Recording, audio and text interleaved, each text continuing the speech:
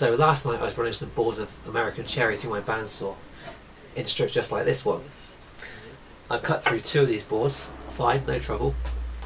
Before I got the 3rd board ready, I turned my camera off, I was filming it, and suddenly the blade went bang and it snapped. So I took the machine apart carefully to open it up, and I found it had broken on the weld. That's quite a good thing, because I can hopefully get this one cut now, cut the old weld away and just form a new one so I can reuse it. It'll be a bit shorter, but there's plenty of room to play with that on this machine.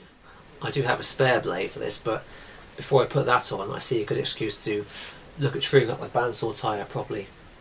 I bought this saw second hand back in 2010, and not long after I started using it, I forced the blade a bit too much. I could see it was jumping around. Suddenly it broke. Not only that, but it ripped off the tyre from the top wheel cleanly, and I had to replace it. This is part of the original tyre. You can see there it's got some scratches and dents in it where it's been caught by the teeth of the blade. I chose to replace this one with a cork-rubber material.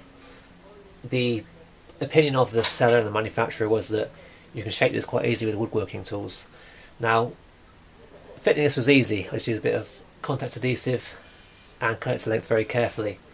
But when it came to trimming it, I found a bit of trouble, because all I really did was I used a sanding block held on here quite loosely, spun the wheel by hand. Obviously there's no tool rest here, there's nothing to rest against.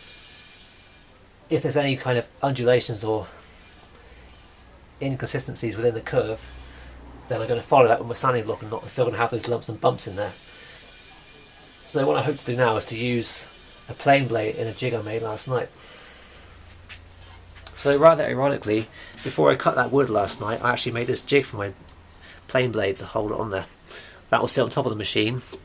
There's actually a rectangular slot that allows the top of the wheel to pass through the machine for extra tension on wide blades. I've tried in the past using a honing guide, that works quite well, but again there's no kind of tool rest, there's no reference. But ideally I can clamp this one in place and gradually lower the blade down, raise the wheel up to increase the cut. As you can hopefully see, there's a rectangular slot up here that allows the blade to rise up and pass through when you're tensioning a wide blade. I must stress this is not a standard design feature of this saw, but I'm guessing it was a user modification for some reason. I've made this cover to fit over there because the last time the blade broke, or the first time actually, part of the blade came sticking up through here and almost caught me on the head. So it's a safety addition really. Now if you require some proof that this tyre is anything but perfect in circular shape, I've risen it up as high as it will go, almost as high as it will go. So it's just touching the edge of this cabinet here, around the opening. And if I turn it by hand,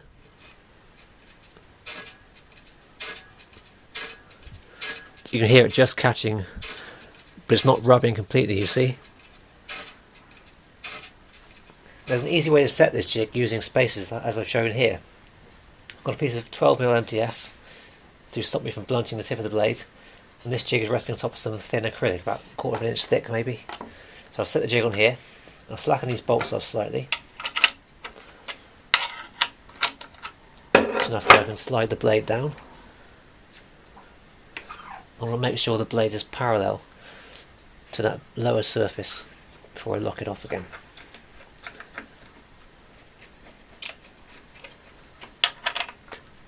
I've also got the blade set beveled down in this jig so that as we're rotating the wheel in a clockwise direction, we're cutting in a kind of scraper action. And in case you're wondering, the bed angle here is about 45 degrees. I'm actually stood on top of a ladder as I film this part, but you can see here the jig is clamped in place on both sides with some G-clamps and it's ready to go. And I've also marked the existing tyre with some black marker lines just to track my progress throughout the cuts.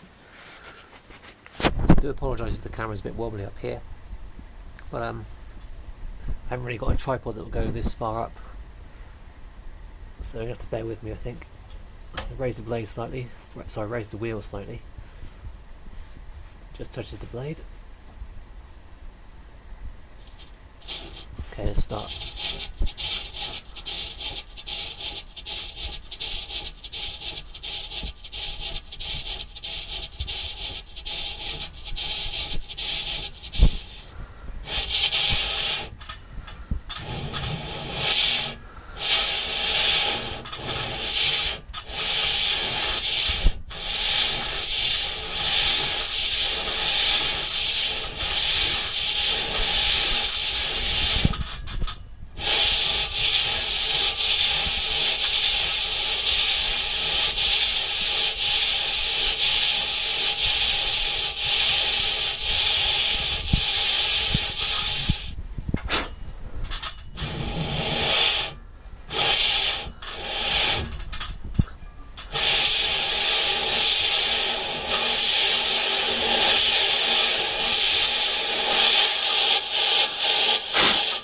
So by now you can see that most of the wheel is pretty much been cleaned up. Still a few black marks there I need to work on. I'll keep increasing the depth of cut until I get rid of those.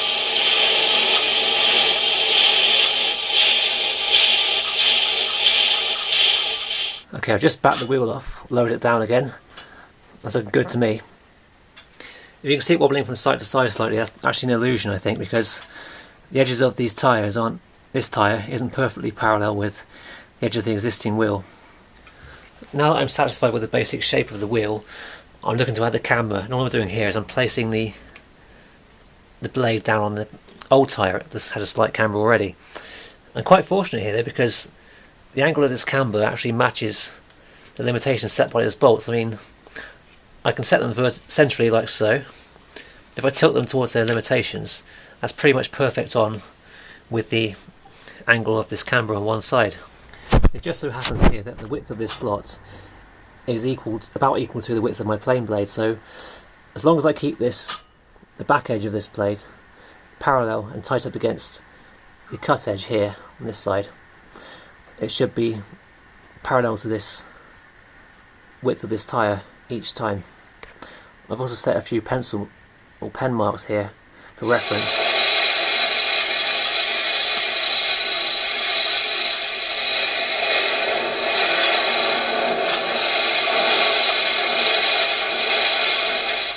Now I've tilted the blade over to the other side to cut the second camber on the back half of the tyre.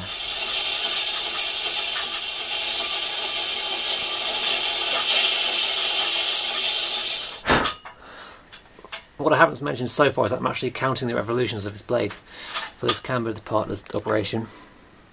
That should ensure that both halves of the tyre are ground equally and evenly. As you can see, I have quite a fine amount of sawdust on my bandsaw's table now, which goes to show you that this cork material really does cut quite easily with woodworking tools. So before I go ahead and refit my wide blade and start ripping again, I'm going to try and fit this narrow blade to see how it performs now. What I was finding last time was that it's not so much that the blade wobbles back and forth like this in a kind of constant motion. It's like every 30 seconds or so, maybe more, maybe 2 minutes even, it would move about 1/4 of an inch along the wheels, and so I'd worry each time it's going to fall off. But gradually as I was cutting it would move over here, and later on it would be over here. I could adjust the tracking all I like, but it would keep on moving.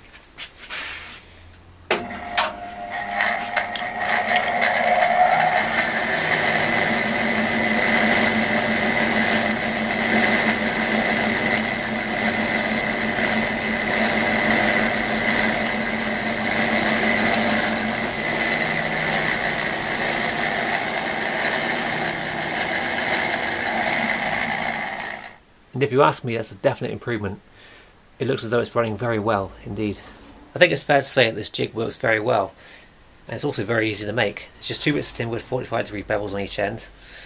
They're all screwed into place, pocket screws on here, with a bit of glue, and 2 screws down through here. I also put 2 very small screws in the front just to hold it there steady. 2 holes with nuts recessed on the underside to receive the bolts that clamp the blade in place. There's an MDF base. You could even design this with a clamping feature to hold, say, a chisel or maybe even a card scraper. It's up to you to try what you like. You could even just make an MDF base even and just find a way of fixing a honing guide onto there. Don't have to worry about cutting this, just screw your honing guide in place with the blade set correctly at 45 degrees angle. Now I am fully aware that not everyone has a rectangular hole in the top of their bandsaws, so if you're going to do something similar yourself, you would probably be wanting to mount something inside the cabinet here. There is some clamping room for this. Obviously you want a very small jig, but I believe something is possible. And there are other ideas out there on the internet. Another idea I had involved the creation of this jig here. The idea was these washers and bolts would clamp behind the wheels here, and this hole sort of screwed onto the piece of wood here. You could power this using a cordless drill. That essentially works, but the problem I had was getting this perfectly central to the centre of the axis here, because each time I did this I find it was very slightly off. As I did this I'd spin it round, it would jam, it would bind and almost cause the drill to kind of snap quite viciously. So I binned that idea in the end and put it to one side. Thank you for watching, please like, subscribe, and I'll see you again soon.